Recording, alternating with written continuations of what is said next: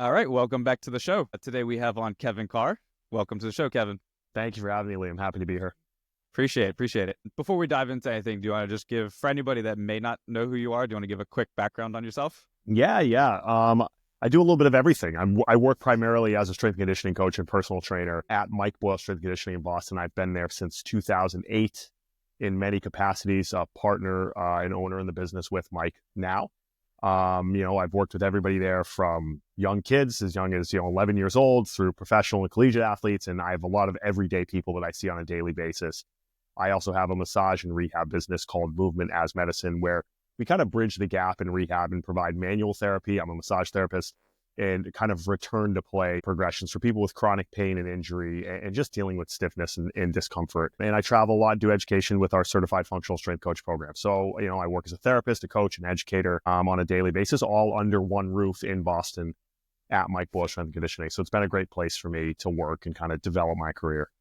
Yeah, it's awesome. And I was lucky enough to go up there and actually be shown around by Kevin last year. So thank you for that. It's an awesome facility. One question I actually did have for your manual therapy, did you always have that from the start, or is that something you kind of added in as you saw fit for it?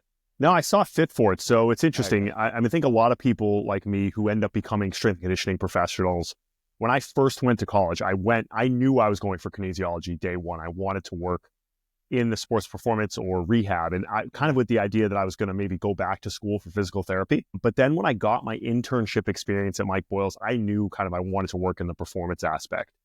But even in doing that at MBSC, I saw that there was a need for hands-on therapy and manual therapy for a lot of our athletes. We have a great in-house physical therapist in John Paloff, who I think many people probably know, the old Paloff Press. But, we had a huge demand for more hands-on work. And so Brendan Rearick and myself, who was my business partner, we were living together at the time, working as coaches. And we said, we should go back to school and get manual therapy and go to massage school. And I'd spoken with a lot of physical therapists and massage therapists to kind of figure out, should I go to physical therapy school? Should I go to massage therapy school?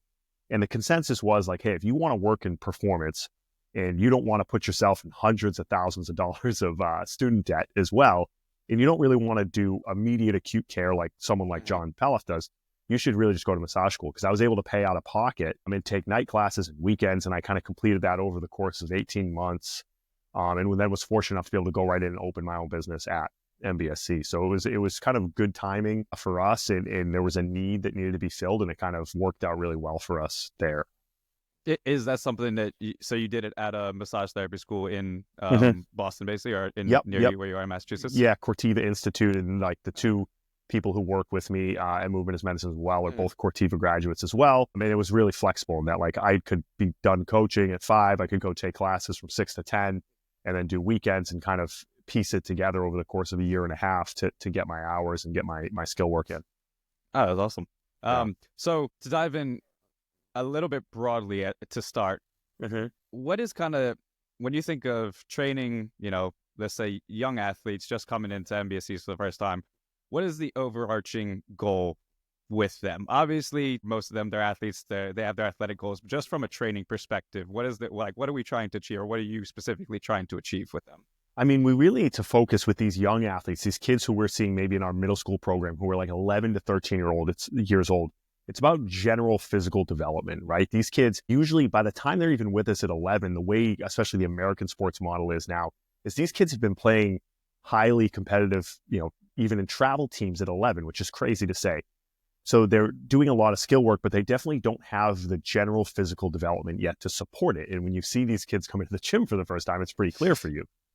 They can't skip well. They don't have basic lower body strength at all or power. And so it's about looking at the fundamentals of, athletic development and saying, okay, how can we build a program that these kids are going to do 2 or 3 days a week for an hour apiece that kind of addresses all of those needs? Basic strength, basic neurological and movement coordination. Can they move backwards? Can they move forwards? Can they go sideways? Can they rotate? Can they jump, skip, hop, and throw?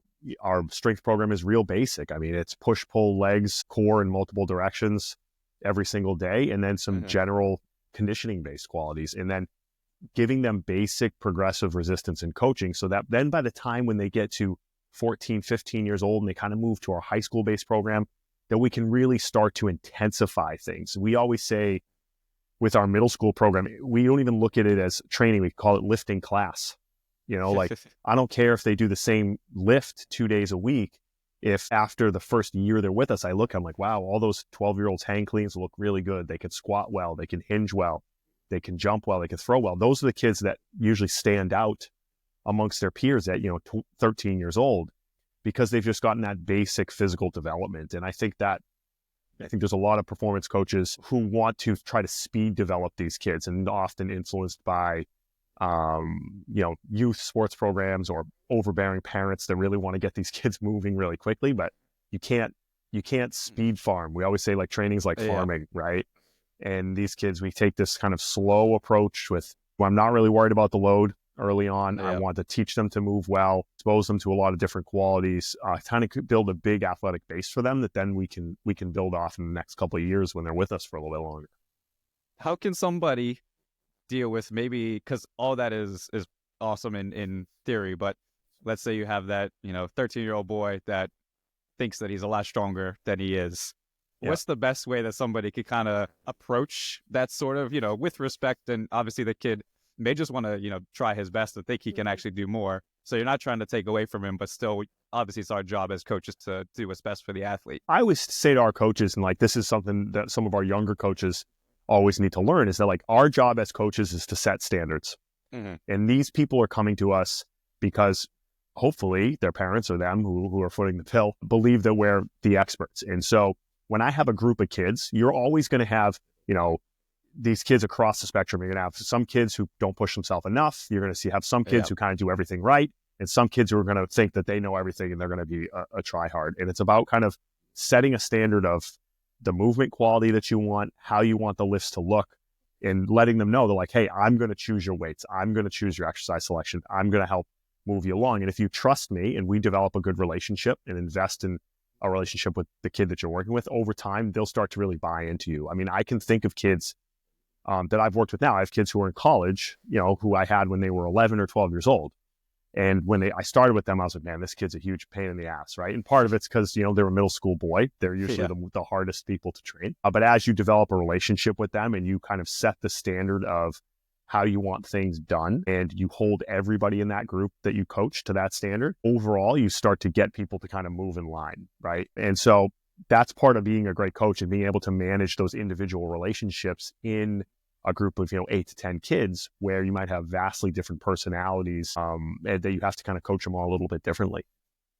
Do you guys have any movement screens or anything you do with the kids, or is it more as they're training and you can younger kids? No. The reality is, I found this was a really interesting experiment we did years ago, actually, that I'll kind of share with you, is that this had to be 2010 or so. I remember Gray, Cook, and Lee Burton had said to us, like, hey, you guys should screen everybody that comes into the facility. Brendan and I were lucky enough to get that job. We had to screen like 500 people. Yeah. And it's interesting. So what we did is we put them all through an FMS, adults and kids. Yeah. And what we did is we kind of starred and circled and followed the kids or adults who were either ones or asymmetries, like by FMS standards, the people you want to look for. And then we didn't provide a single intervention to any of them, right? Mm-hmm. We didn't say like, hey, you need to do this. What we did is we just created a movement prep and a progression regression plan to address how people moved, right? If you think about in the FMS, the things where people run into trouble from a mobility screen are shoulders and hips, active straight leg raise, shoulder mobility. Almost none of the kids have leg raise or shoulder mobility issues. Kids don't really have mobility restrictions. They're almost all motor control problems, which can typically be coached and fixed by just choosing the right exercises for those individuals. So for those kids, that means ground-based core progressions, right? Basic squat and lower body progressions, right? And progressively coaching them and putting them in the right exercise selection to begin with and getting them stronger. Over the course of 3 months, we went back, we screened all the people who were ones and asymmetries. All the kids got better. Every single kid got better. The people who had trouble were adults who had real mobility restrictions, who had to see someone like myself or Paloff to get some sort of manual therapy intervention. And so what we kind of learned from that experiment was that if we choose the right exercise selection, especially for kids, and we're building a program that kind of preemptively addresses where they struggle from a stability or motor control standpoint, a lot of them get to exactly where we need them to be, as long as the coaching is on par with what we need it to be. So progression wise is, because I know squats and bilateral, unilateral, all that stuff. For the young kids, are you still doing just like a goblet squat progression for any bilateral stuff? And Yep. I think you use a kettlebell deadlift. Okay. Yeah, so they're going in there, they're going to goblet squat one day and they're going to kettlebell deadlift another day. And that's going to be for our middle school kids, a big piece of their program, just to get a squat pattern that looks good, going to do that. And then a deadlift pattern that looks good. And then we can progress them on from there to whether it's trap bar deadlift, whether it's kids in a program who need to squat, they're going to front squat, or we might just leave heavier bilateral squatting behind and move towards things like split squatting for them at that point. But we are going to develop that basic pattern for them.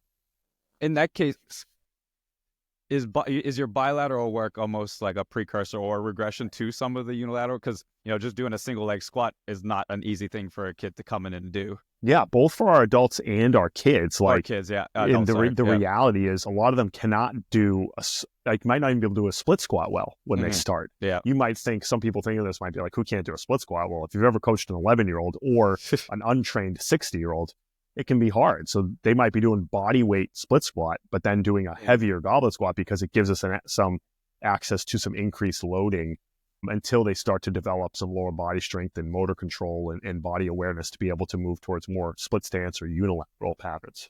Mm-hmm. Do you find with a kid that maybe struggles with a split squat or any unilateral movement, do you find that as often a balance problem or a strength problem, or they're struggling to balance because they don't have the strength? Yeah, I think the balance often in a lot of these populations, I'd say the vast majority, right? You say balance could mean vestibular system. It could mean lower body strength and hip stability. I would say the majority of it's lower body strength and hip stability. As their strength to body weight ratios get better, all that unilateral stuff looks better. There's a rarity of people who might have a vestibular issue, but that's a real minority. The kids who I think of who have trouble with unilateral based work are usually the kids who are deconditioned and have a poor strength to body weight ratio. And as their body composition improves and as their strength improves, all of a sudden the split squats look better. All of a sudden the single leg deadlifts look better. Those single leg plyos look a lot better. Yeah. And sometimes that's a matter, especially for a young boy, it's just about going through puberty. Yeah. Because all of a sudden their body composition changes. Yeah. Or how do you approach the kids that are going through a growth spurt and maybe they've shot up 4 or 5 inches and it feels like, they're a baby giraffe again? Yeah. Is that just, training through that, and as they get more used to their body, things look better? Yeah, you're going to have more than anything with boys, not so much as with girls, but with boys in that like 13, 14-year-old range is where you're going to have that awkward growth spurt. And that is where you will actually sometimes see some mobility issues, but it's really a stability motor control issue disguised as a mobility issue in that, they've grown such lengths to their limbs, to their spine, to their femurs, and the stability has not caught up yet. I had one kid that I work with, this was fascinating. He had grown almost 11 inches in a calendar year. And yeah, he was so long. And when he came to me, his parents brought him to me because he had back pain, he had hip pain, he had knee pain. And they kept being like, we keep stretching him and rolling him and he's not getting better. And I said, like this kid couldn't touch his toes at 14. And he was like 6'1", 6'2", something like that. And what we really focused on, we rolled and stretched every day, but the main thing we did is we just got him stronger. We did basic anterior core progressions. We got some lower body strength. And then a few months later, miraculously, he looked a lot better. He didn't look like you said, that baby giraffe. A lot of the things that were hurting him and looked uncoordinated as he moved started to clean up because he just had the structural integrity to be able to support the positions he was trying to get into. I was just talking with a parent about this the other day with a kid who was right around that age. And I said, we really need to work on running mechanics. We got to work on running mechanics. Yeah. And I said, listen, I could give this kid all the running drills that you want in the world, but until he gets stronger, he's just not going to have the lower body strength or trunk strength to support those positions. We're going to have him run every day, even if it doesn't look pretty. And we're just going to keep getting him stronger. And I assure you that we're going to look back next year and think, oh my God, he looks so much better because he just focused on building the stability to support those postures that we want. Yeah, it's funny. I'll have parents reach out and they want their kids to get in the gym, but they always end the message with, I really want to focus on running / mechanics or speed and, agility. And I'm like, yeah, so we'll just do some good training and those things I promise will get better. And that's one of those times you say, yeah, we're going to do that. You're going to do that. Yep, and then you're like, here's the program we're going to do. Yeah, exactly. What is you guys, because I know you have a kind of a plyo progression that you go through. What is the first, I guess, methodology behind it? And then you can go through what it actually is. Yeah, I was saying one of the most valuable things I think that we have and developed that we still consistently do is kind of our plyometric progression. Yeah. And the thought of the plyometric progression is moving from more landing focused plyos to more elastic plyos over the course of the program. And the whole thought behind that is we're moving from really low tendon stress activities. So phase one being a hop, a bound, or a jump with a stick. So they're going to go over the hurdle, stick and hold the landing. There's going to be the lowest amount of tendon stress when we don't have a rapid eccentric to concentric transition through that amortization phase. It also is going to require that athlete to have more eccentric strength and control and stability, slow them down a little bit. Then we move in phase two to what we call like a mini bounce, where they're essentially going to do kind of like a pogo in between each repetition. They're going to jump, hop or bound, and then in between do a little mini bounce and then go to the next hurdle, and a little mini bounce, go to the next hurdle. We're trying to teach them how to use lower leg and foot stiffness and create some elasticity. And I always say, like, that's a genetic trait that some people have and some people don't have. Like, I remember Mike saying, like, some people are like a bouncy ball. You know, if you've ever seen guys like Steve Bigelow or Pat Stefanski who work for us, they're like bouncy balls. Long Achilles tendons, they spring, it looks kind of effortless. Then you also have some people who look like a sandbag. I'm like a sandbag, right?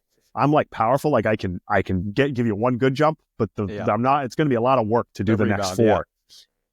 You can develop that quality by developing tendon stiffness and foot stiffness and elasticity and having a better strength to body weight ratio. But I'll never be a bouncy ball.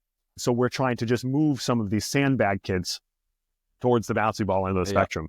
And then phase three, we get to what would actually be like a true plyometric, where we're trying to minimize ground contact time. So between every repetition of that jump, hop, or bound, we're hitting the ground as quick as possible and moving quickly through. And that's when people hear plyometrics, what they actually think of. The reality is we probably don't get there until the third phase of the program with most of our athletes, because in reality, they're just not going to look great. That's where the highest amount of tendon stress is going to be.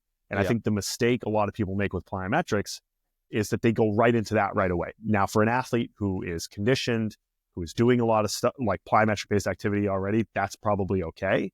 But for this untrained population, they're going to be able to hide some of their insufficiencies. I always say, like, you can kind of get away with looking okay through the continuous stuff, but then I go back and ask you to stick, you can't do it. And also, those are the people, when you rush into it, they're going to be coming in, rubbing their patella tendon, their Achilles tendon, their feet, and be like, I'm sore today, because you just introduced too much high force tendon activity too soon. And so we kind of take that stepwise progression, and along with managing the volume of the plyos that we do, that tends to allow an easy progression where they're not getting setbacks, and we're kind of developing those qualities in the order that we want them developed. Is that something if a kid did have trouble, say, with the phase one, just sticking the landing, is that something going into phase two, you'd maybe have them stay with the stick, or does it kind of clean up, or do you kind of let them go because everybody else is going? Yeah, that's a really good question. So that's one thing we talk to our staff about. I'm like, listen, progression isn't guaranteed because a few weeks went by, especially because, like, again, if you have some of these younger kids who don't have a great strength to body weight ratio, they're just going to be cheating and surviving their way through the plyometrics. It almost looks like they're falling, like they're not in control. Falling forward, And so I say, just keep them sticking for all 12 weeks. In an ideal world, these kids are going to be with us for years. So you'll be amazed that all of a sudden their split squat gets stronger. They come back and do plyos in the next phase, and like, oh, they look a lot better. And so don't try to rush them through, especially the plyometric work, because it almost always leads to problems, and you're not going to just force your way through that progression. Yeah. And so I obviously keep up with a lot of the MBSC TV and stuff like that. So the next question kind of goes to what's now been, I guess, with Hunter as well, Hunter Eisenhower. And I know he's had a bit of an impact on Mike and you guys' philosophy. With the depth drops or any of those things, how have you added that in? What does that look like? And what ages or training ages have you started that with? Yeah, I think the stuff from like Hunter and some of these other kind of strength coaches were thinking more about in terms of force rather than just load. I think obviously in strength conditioning, we're really a concentric and strength training focused community very heavily. Whereas when you think about sports, it's really about force and management of forces. And so with especially our kind of more advanced athletes, our high school and college kids, not necessarily our middle school kids, starting to introduce more things like depth drops, where we're having higher velocity, higher force landings off of a box, and then rebound jumps from that, as well as, rebound based plyos into the weight room, whether it's things like split jumps, things where they're having to manage more deep tier positions. You hear guys like I was just Matt McGinnis Watson talk about that. Those are the things we've kind of introduced to start to add more higher force activities in. And I think there's a pretty big payoff for that once you kind of build a basic foundation. And again, I think this goes into the idea that like everything kind of fits depending where you put it in an athlete's progression, right? If I took a 12-year-old kid and said, hey, why don't we step off this, 36-inch box, they're going to crumble when they land. Whereas with maybe, my college kids who are back right now, what we're doing in this phase when they just started back this week was they're going off a box that's maybe about 10% higher than their vertical. And they're just working on landings because there's a much higher force component to that. So we're getting that kind of shock absorption value that we're trying to get out of that.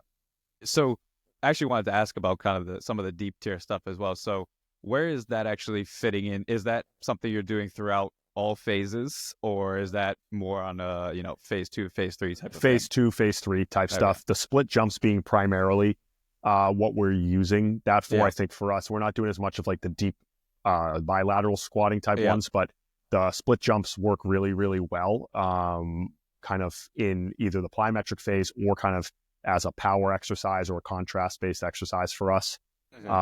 Works really well. And for me, it's one of those exercises that I hadn't done for a long time. And from my own personal experience, once I started doing them, those positions got a lot more comfortable for me.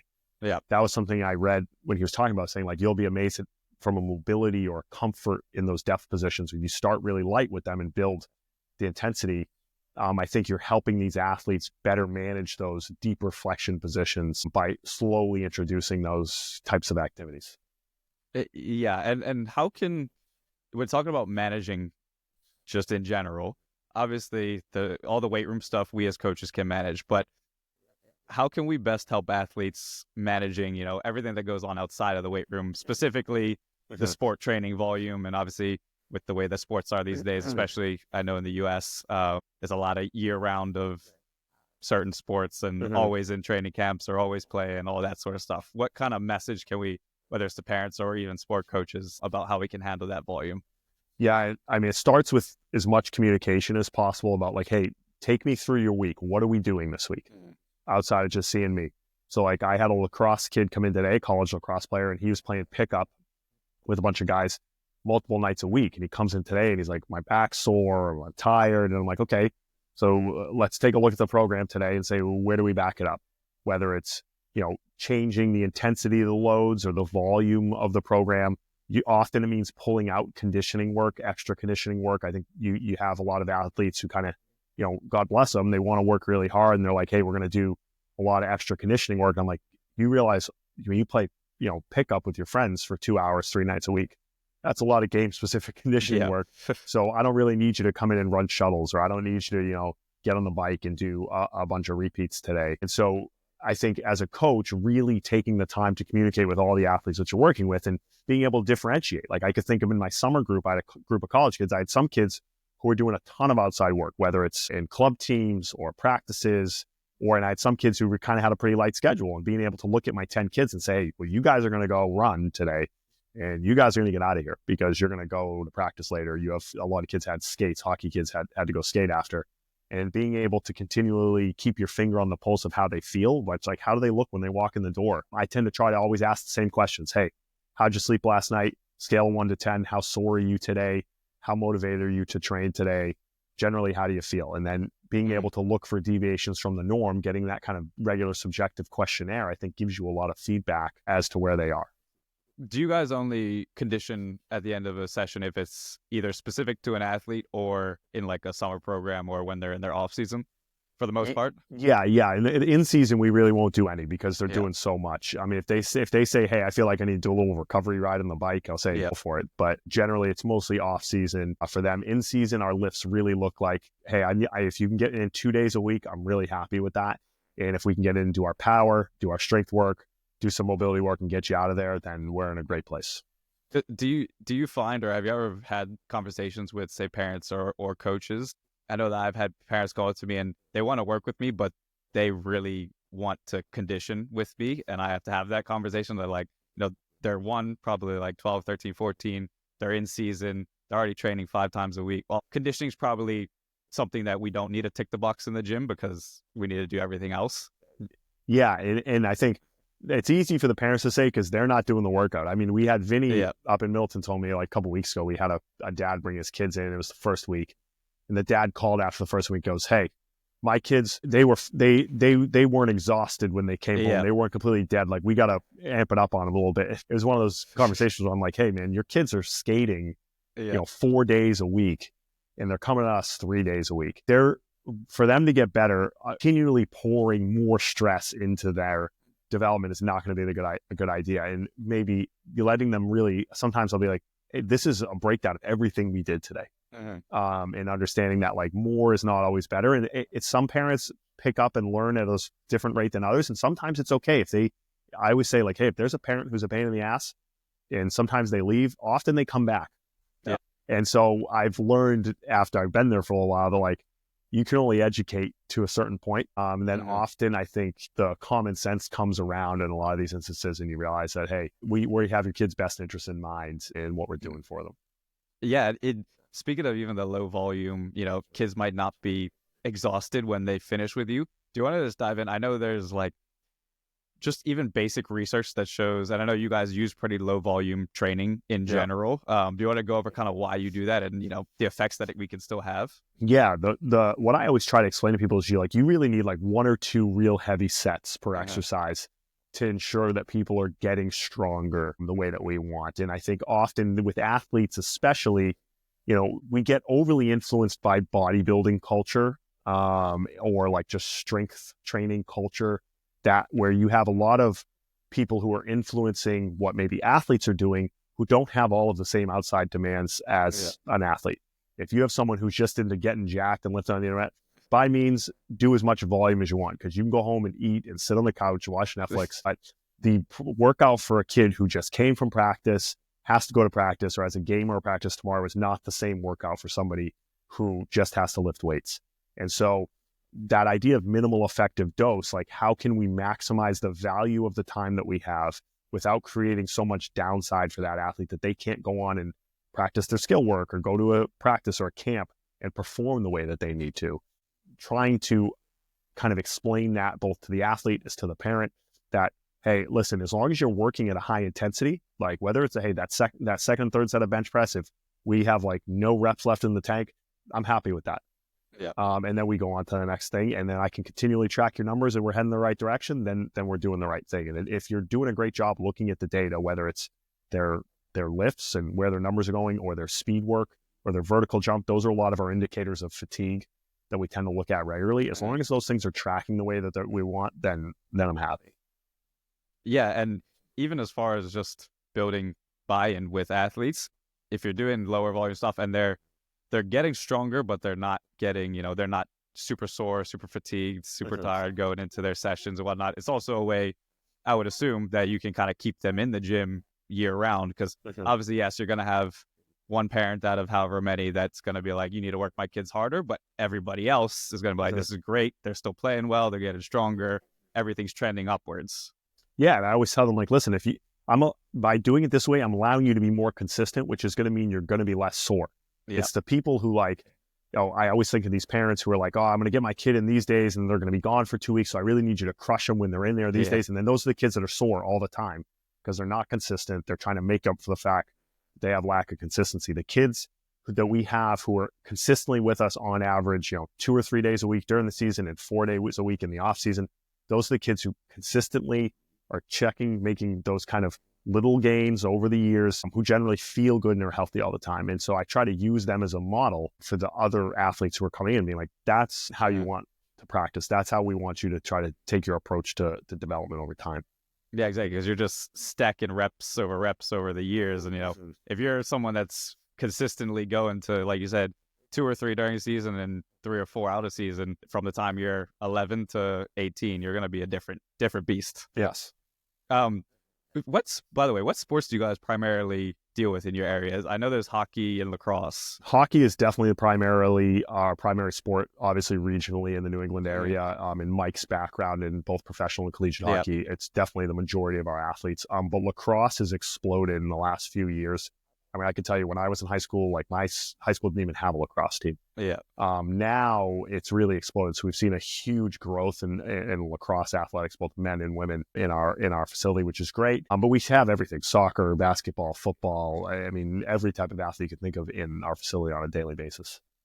So for a sport like either lacrosse or especially for ice hockey, is there anything that you guys are doing that you would consider, this is quote unquote hockey specific training or lacrosse specific, or is it just general right throughout? I would say it's pretty general. If anything, some of kind of those little accessory things, as far as with hockey, a lot of attention paid towards hip health, because if you have kids who are skating all the time, without fail, they're going to have hip soreness and tightness. And so the little things that kind of go a long way, that extra 20%, whether it's isolated hip flexion work, isolated adduction work, isolated abduction work for their hips during every session, seems like small little inputs, but them consistently doing it over time, they tend to feel better. And I mean, lacrosse isn't that much different because they're running and cutting so much. So, but I would say hockey, doing a lot of that stuff, prioritizing hip mobility for them becomes important, especially as they get older and the intensity and volume of what they're doing tends to increase. Is that something, just to like go into a quick specific, is that, like a Copenhagen you would add in, or other? I kind of have like this one circuit that I tend to do with a lot of people. It kind of was born out of the fact that they were coming to see me for therapy all the time for like the same things. Hey, kind of irritated hip flexor, irritated groin, irritated lateral hip. So supine hip flexion with the Kaiser or Anchor machine where their foot's on the cable and bringing their knee up towards their chest. Going through what we call like our Pilates ring series, where they're laying on their back with that adductor ring, squeezing, bridging, squeezing, getting adductors in both positions. A little sideline hip abduction work, things like that, and then even hip airplanes to get kind of more lateral hip stuff. And then maybe progressing towards things like like adductor side plank, Copenhagen side planks, things like that. Did you guys ever add in? I remember watching the I think it was an in-service with David Gray. Is it? Yep. Yeah. Did you guys ever add in or use any of the stuff from that? I remember hearing that like you're trying to find ways that maybe you could. Yep. So in the warm up, we've done a lot. We've added a lot of the heel elevated work. That was a really easy way to start to put some of that stuff in for lower leg and foot health. So things just like basic heel elevated squats, heel elevated split squats, ISO, heel elevated pushes like against the wall, almost like a wall drill, and then the roller hamstring type bridging work into the actual program. And David's been a huge influence on us. He's going to be our spring seminar guest speaker in April. So we're excited to have him over for our seminar this coming April because he's been a huge influence on us. Yeah, I literally just bought the lower body basics 1 and 2 a couple weeks ago. So just got doing it myself right now and then seeing if there's any way that I can, work it into any of my athletes as well. Is there anything you guys have done? So obviously there's, we talked about kind of some of the force stuff, some of the David Gray stuff, but just as a generalization, what is kind of the biggest thing you've either added or taken away from your athlete programs? I mean, even from the time maybe you started way back when you were an intern to kind of now. Well, from when I was an intern, the biggest thing is definitely the bilateral squatting. When I started, we were still squatting. Yeah. And now we've kind of moved almost wholly towards knee dominant unilateral for the more advanced athletes. We'll still front squat kids if they need front squat. We'll back squat kids who need to back squat for school, but generally that's out of our program. The time sprinting has become more of a mainstay. What's really funny, this is an interesting story for those of you who might be listening who've actually trained with us. We have 2 facilities, right? We have Middleton and we have Woburn. And Steve Bunker ran our North Andover and our Middleton facilities for years. And Steve was always a huge proponent of timing for years. And he was running timers up there from the day I started. And Mike was always a little bit hesitant because of the kind of impact it might have on slower kids who are felt slow all the time. Yeah. But eventually we came around to timing everybody, and it was the biggest game changer because of that, because we would do all these kind of sprinting progressions and, you have those 20% of kids who are going to try hard all the time, but then probably 80% of kids who are going to regress to the mean and just run like everybody else. The second we put timers out there and it became a competitive environment and kids got direct feedback on their effort, kids ran faster. And, we always say like the number one thing people say when they come to us is like, I want to get faster. Yeah. But we couldn't quantify how fast they were. And so the second we started using timers, one, they liked sprinting and they liked doing the running a lot more because they were getting feedback. They were comparing themselves to one another, and the effort went through the roof. And so whether it's time sprinting or loaded time sprinting with the sleds, I think has been the biggest positive add that we've had from a speed development and athletic development standpoint. And that continues to be a huge part of our program now. And we're still finding ways to continue to get better at that. Because what we found is when we get kids to run fast regularly, they get faster, and all of a sudden their sprinting improves because they're just sprinting regularly at relatively low volumes, 2 or 3 reps per session. I was gonna say, do you guys focus at all on any mechanics, or do you kind of, as it goes through you, it seems to kind of fall into place? Yeah, I think the mechanics are a great thing to do into your warm up, right? So we'll do real basic things. Like I said, we'll do the wall based kind of marches just to teach hip flexion. Yeah. Things like A skips and actually coaching them. What I say to my athletes, my coaches, is like, the warm up isn't just the warm up. For our younger kids, this is motor skill development and teaching them the postures and positions and motor control that we want. There's a reason why elite track athletes do so many things like A skips and B skips and warm-ups over and over, because they're tuning their nervous system, balancing like the tension, the relaxation, to be able to put force in the ground and get the postures that we want. And so don't just let your middle school kid do a crappy A skip down and back 10 yards. If it doesn't look good, what are the 3 things we're looking for? Arm action. I want to see hand goes from head to hip. I want to see the knee gets above the hip. I want to see some knee squeeze and some dorsiflexion. If we can coach that and then get them to go sprint and start to say, hey, remember those positions that we just worked on? That's what I want you to think of when we're accelerating. And just pull them to the side and, do some switches. If it doesn't look good, go back, sprint again. I don't think we need to spend a ton of time on mechanics, but I think we can coach the warm up and use little teaching moments during their sprinting to try to clean things up and then have them go run. Yeah, and especially when they're young, it's a perfect time for motor learning and for things like that. So I know there's a semi debate, I guess, between how much mechanical and things like that, but I think in that case it just makes sense to do a little bit at least. For the acceleration, or for any of the weighted sprints, what is your kind of loading? Is it like a 50% decrement in time, or how are you guys loading that? Yeah, so with the loaded sprints, we want to see 50% decrement in their sprint from the same distance. So typically we're not introducing loaded sprints until the second phase. So they're probably at a 10 or 15 yard fly-in at that point to that 10-yard split. So I know what their 10 or 15 yard fly-in time is. And then it's, hey, let's go throw a 45 on there, or 25 on there. Let's see what your time is. And after you've coached for a little while, you can look at the athlete and think like, okay, 200-pound high school male, pretty strong in the weight room. Let's say throw, a 45 and a 25 on there, and let's see what your time is. And then kind of go from there to find the correct load. Because you're going to have some kids who are really powerful, some kids who might be real springy, but don't tolerate load well. Those are the kids who probably need to work on acceleration with things like sled sprinting to begin with. And so a little trial and error, but that has worked really well for us. And are you doing like day 1 is a max velocity type day, and the day 2 is when you do some of that? Exactly. Okay. Got you. Are there any kind of simple but maybe underrated exercises, or ones that maybe you think people think are simple so they don't really coach them well, that you guys use, like, I don't know, a basic plank or anything like that you think could be a lot more useful than they are, especially for younger athletes? Yep. I think for younger athletes, well, just for any of our athletes in general, I think something that's overlooked that has a big impact on, we talk about hamstring health and hamstring strains being the number one soft tissue injury. Things like slide board leg curling, things like single leg deadlifting, if coached well and done well, are really valuable. If done poorly, probably are problematic, if anything else. And so we talked a lot about, our hamstring progression this past week in our staff meeting, where we talked about like being able to teach someone how to bridge up and use their abdominals and their glutes as, co-contractions to manage the position of their pelvis and their torso, and then eccentrically load their hamstrings out. If you can teach someone to do that really well, and then they can go to a regular slide board leg curl, then you're training, your torso and your hips and your hamstrings and the way that they function during sprinting, right? When you see hamstring strains, they happen usually always right at heel contact or foot contact in that early stance phase.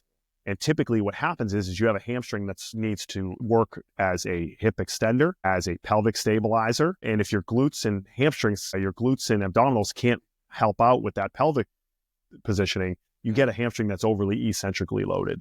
And so really coaching that, something that seems kind of like a minor assistance exercise to some people, I really think makes a big difference for us in developing eccentric hamstring strength as it relates to pelvic positioning and trunk positioning.